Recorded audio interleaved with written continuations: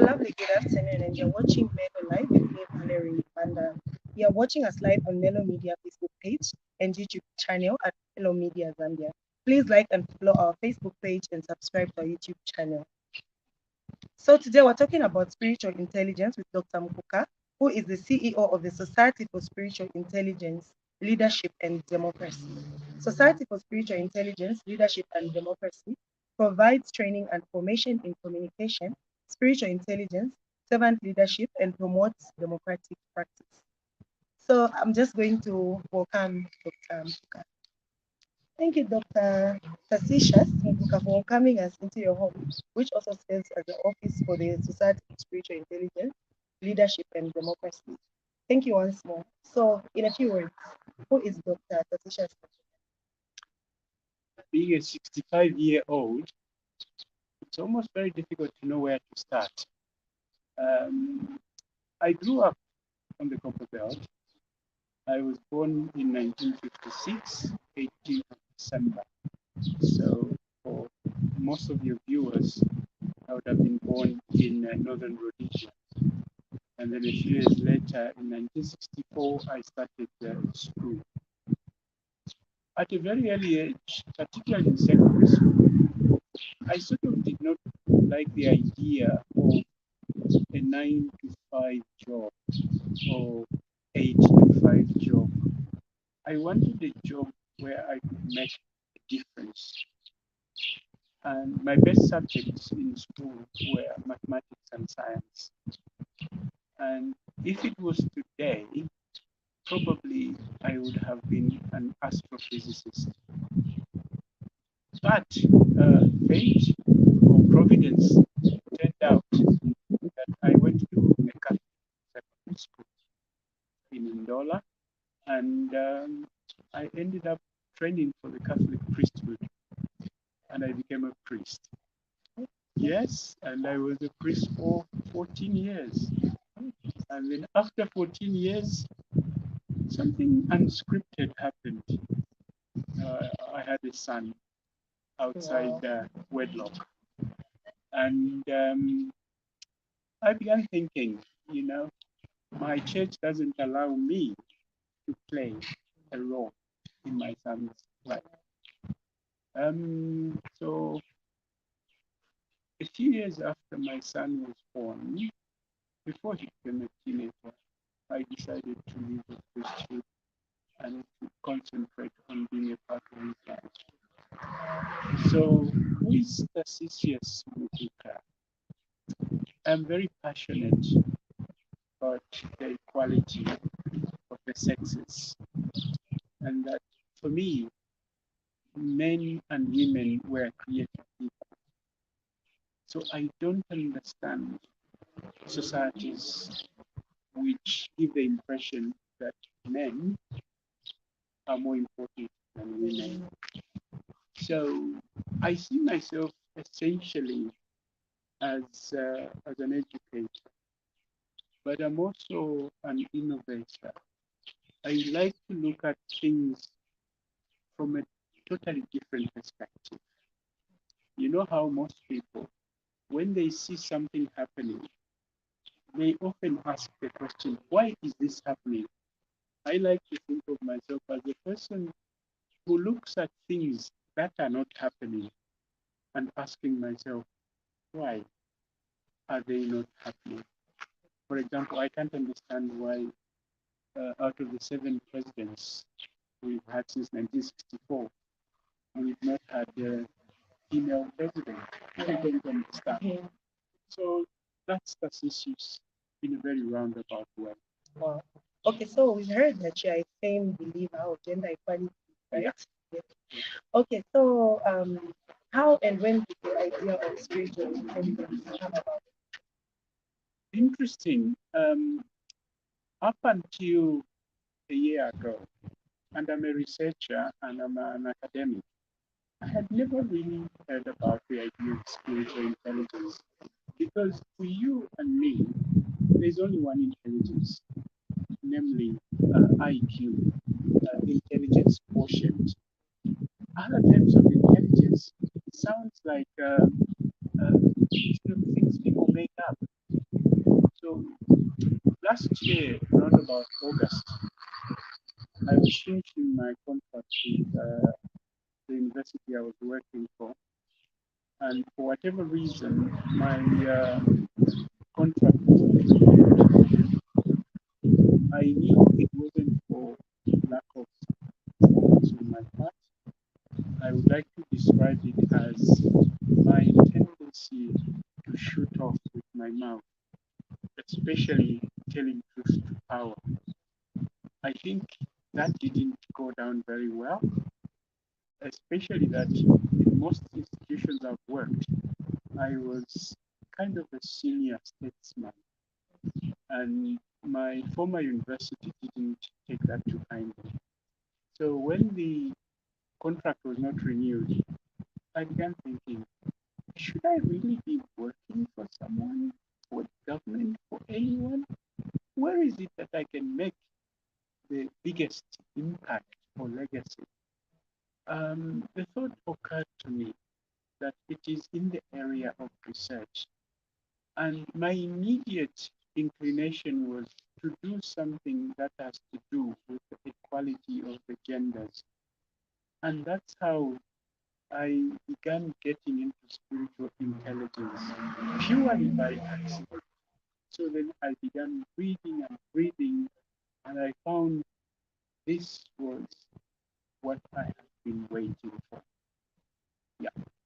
Okay, so in simple terms, just for the sake of the viewer who might be wondering what spiritual intelligence is, maybe you could just explain that a little bit. And can it be measured?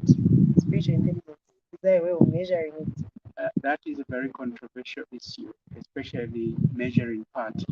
The first part, I think, is easier to understand. We've not had spiritual intelligence in our vocabulary for a long time. It goes back to 1997 to a lady, an academic and a researcher by the name of Dana Zohar, an American, 1997. Before that, people began to question whether there was just one intelligence or there were many intelligences. But fortuitously, people like Dana Zohar discovered that actually by 1983, we had come to the conclusion in the academic field that there is more than one intelligence. Some people think, oh, there's just intelligence quotient. And a scholar, American scholar by the name of uh, Howard Gardner, wrote a book in 1983 entitled Multiple Intelligences. He discovered that people are intelligent at various types. And the more you can combine more than one intelligence, the more intelligent you are. But Howard Gardner was asked much later whether we could classify a thing called spiritual intelligence. He refused. He said the metrics and the measurements are not clear or objective. And he said, I would rather speak of existential intelligence, meaning an intelligence that helps you to understand about the bigger issues, such as why are we here? Where are we going? What's the purpose of the universe and us being here? These questions, according to recent scholars, deserve to be called spiritual intelligence. Can it be measured? At the moment, there are three main measurements, but you would have to say measurement in inverted commas. They are more like an inventory that you yourself go through. And if you are very honest, you can actually measure where your intelligence lies. And it gives you three options: low utilization of spiritual intelligence, average utilization of intelligence, and high utilization of intelligence. It is based on simple questions of the things that you think about, which are considered measurable. So they give you a scale, let's say, of 0 to 5. For example, one question might be, I often think about the afterlife. What happens after I die?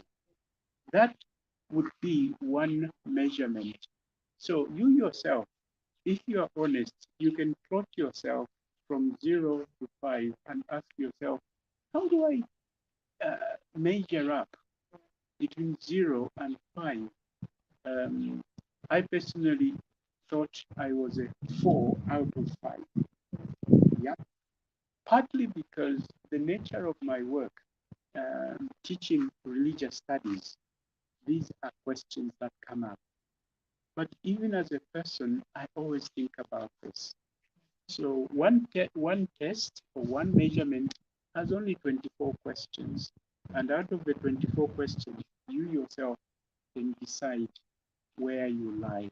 And then out of that, there are suggestions on how you can improve in certain areas of your spiritual intelligence. So in terms of utilization, how someone is able to utilize their spiritual intelligence, would be able to tell who's more intelligent than the other in that area. You can. And the very fact that you ask this question tells me that your spiritual intelligence is actually a little higher than the ordinary person, believe it or not. Because I've been doing this now for a year and a half. You get a sense of the questions people ask, of their interests, and many other things.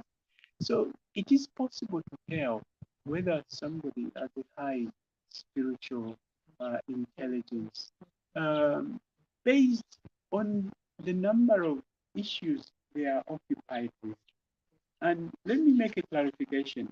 This has nothing to do with faith in the Christian sense or any other sense.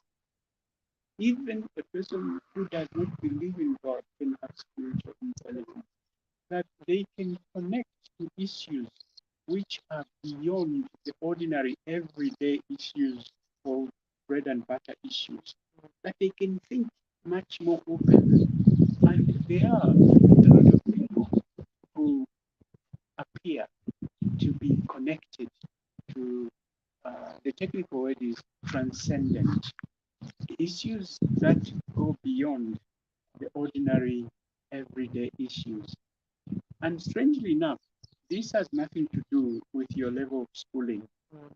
Yeah, my mother went up to grade 3 or grade 5 in the olden days, but I would describe her as a spiritually intelligent person because of her concerns for other people, concerns for humanity, concern for the future of the planet. When I arrived about a month ago or two, the first thing is my wife asked us to go for a walk. There's a river or a stream that borders the Natural Resources Development College. It's got to be one of the most polluted streams. And here we are, the Natural Resources Development, who are supposed to be keeping that for our future generations. My granddaughter is coming to visit for the first time. She's 1 year, 8 months. I would have loved to take her there for me to have a walk, but it is so polluted. So people who think about such things for me are spiritually intelligent. So I'm wondering whether some of our people who are in the business of safeguarding our environment and our shouldn't be thinking about that. But to be fair to them, they may be thinking that they are constrained by many other things. So there are many ways of telling whether somebody is spiritually intelligent or not. I have one basic measure, especially at the place of work. When I arrived, and I deliberately don't want to mention my university by name, one thing that surprised me was how concerned, or almost predominantly, about when we are going to get paid. I thought they would be more concerned about, oh my God, I didn't have enough time to prepare the material. And Yeah. when am I going to meet the students? And how best am I going to leave something behind? People would kind of, the first thing they would ask you, you arrive early in the morning. In my business, I'm thinking, because I have to run through a lecture each time before I begin. Yeah. My friend is asking me, Doc, Zangena, has the money entered into the system? Yeah. And I seemed to surprise them when I said, Zangena, where? How? Why? Because I knew if the money didn't come in today, it will come in definitely. Either Yeah. So at the moment, it's the business of delivering the goods. So therefore, the sense of your job being part of who you are and part of what you can give to society rather than what you can get out of it, as John F. Kennedy would have said, that do not ask what America can do for you, but what you can do for America. And that, for me, distinguishes the academic who has spiritual intelligence and the one who doesn't. Okay, so I've seen the words leadership and democracy coming out a lot in this particular session. So I just wanted to ask, is there a link? What's the link between spiritual intelligence and leadership and democracy? Well, I'm glad you asked. Again, for me, the questions you are asked are not just professional. A spiritual intelligent person looks for connections. Yeah, you connect dots. The whole of life, the universe, you and I are connected to one single source. So, spiritual intelligence, leadership, and democracy. For me, first thing is when they began speaking about spiritual intelligence, they were not even speaking in a faith context. They were speaking in the context of business leaders. That the best business leader is the spiritually intelligent leader. Because what happens is that you can reduce most of our intelligences in three domains. You have the rational intelligence, you think things through, but you also have the emotional intelligence. And then third, the spiritual intelligence. The spiritual intelligence is the driver, the organizer of the other two domains. So if you are an auditor, if you are a media person such as you, spiritual intelligence makes you better at what you do. Yeah. Yeah. And therefore, when it comes to leadership, spiritual intelligence produces the best leaders. Yeah. And you can tell among some of the presidents, whom I shall not mention, that the spiritual intelligence was extremely lacking because they tend to think, those who lack spiritual intelligence, more about how can we win the next votes. Yeah, that is a material thing. It's not a spiritual thing. I know of one president, again, who will remain unnamed. He invited a friend of mine, a consultant, to discuss how to bring Zambia forward. My friend had been advising the Rwandan government, and you know where Rwanda is, miles ahead of even Zambia. So as they were talking, this president lost interest and seems to have indicated to say, those things you are talking about won't work in Zambia because you are talking about the context of Rwanda coming out of a war. We never came out of a war. So therefore, there is no motivation for that kind of thing. And then he turned around to the vice president who was in the room and said, how did we do in the by-elections? Those are the real issues. What Francois Paya calls the politics of the belly.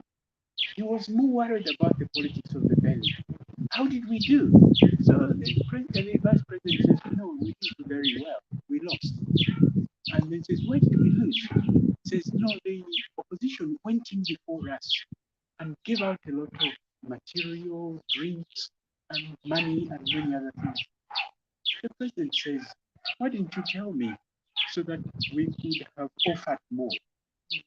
Now, for me, that guy, the spiritual intelligence is just slightly above zero. I'm exaggerating a little bit. Yeah. Dr. Mkuka, we're coming to the end of the program. Thank you so much for coming. But in your closing remarks, is there anything that you would like to say to the viewers? The main thing I would like to say to the viewers is that human beings are made of many parts, but these parts are supposed to function together. There is the physical aspect, there is the mental aspect, but there is also the spiritual aspect. So if these don't work together, a human being is not fully functioning. And that is why the point I forgot to mention in your previous question, how democracy fits in. It then makes people to make the right choices based on not how much I'm going to receive, but on the best candidate that we are providing. And in my view, we should, at some point in the future, when I'm gone and left this planet, we should be asking our candidates for office how spiritually intelligent they are. How do they consider the people as number one and not their own self-aggrandizement or making themselves bigger? So to the viewers and to anyone who will access our interview, spiritual intelligence is for you. It's for everybody. It will make you a better parent, a better teacher, a better president, and a better everything or anything you can think of. Dr. Mkuka, thank you so much for this interview, and we hope to learn more about spiritual intelligence. Well, viewers, there you have it. That was Dr. Tassisha Mkuka from the Spiritual Intelligence and Leadership and Democracy Movement. Remember to follow our page on Facebook, Melo Media. Subscribe to our YouTube channel, which is also Melo Media. It's been your host, Valerie Banda.